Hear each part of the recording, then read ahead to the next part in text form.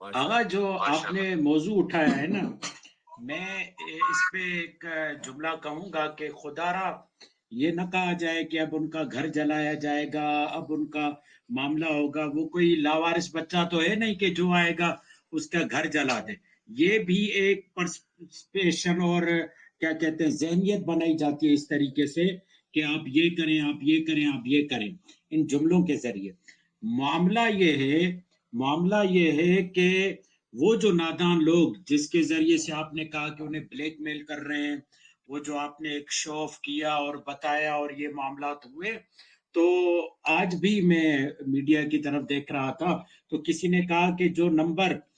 رجب but نے اپنے perfume کا رکھا اگر میری گاڑی کا ہو تو کیا آپ اس پہ بھی کہیں گے کہ میں توہین رسالت کا مرتکب ہوا ہوں؟ تو یہ نمبر سے تو کوئی معاملہ نہیں ہوتا۔ باقی آپ اس کو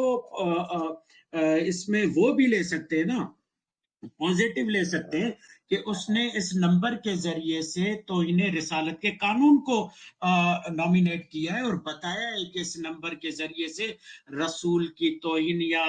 آل رسول کی توہین اس ایک بہت بڑا جرم ہے اور اس کی طرف ارتکاب نہیں ہونا چاہیے۔ آپ اس زاویے سے بھی دیکھ سکتے ہیں نا، وہ الٹ زاویہ کیوں لے رہے ہیں؟ ہاں،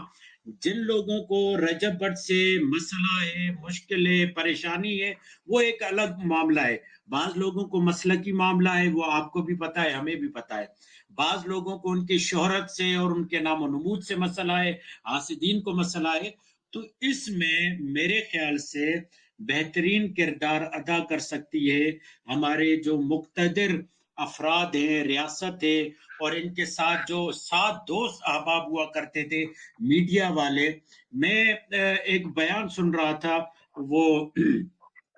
مسٹر پتلو کا بیان، جو ان کی حمایت میں نہیں تھا، حالانکہ ان کو ان کے ساتھ کھڑا ہونا چاہیے کہ بھائی ہم اس بندے کو جانتے ہیں، ان کے معاملات کو جانتے ہیں، جو ان کے دوست ہیں، احباب ہیں، رفقا ہیں، جو سوشل میڈیا والے افراد تھے، جو پورا ان کا گروپ اور گینگ تھا، وہ تو آج اس وقت اس کے ساتھ کھڑے ہیں، وہ تو آج اس کا ساتھ ہے کہ رجب بٹ کی مراد کیا ہے، رجب بٹ کیا کہنا چاہتا ہے، رجب بٹ کا مقصد کیا ہے، اور وہ خود قرآن پر ہاتھ رکھ کر جب یہ تمام چیزیں بتا رہا ہے کہ انٹینشنلی میرا کوئی بھی یہ مراد اور مقصد نہیں تھا، تو پھر اس سے بڑھ کر اور کیا گواہی ہونی چاہیے؟ مجھے بتائیں۔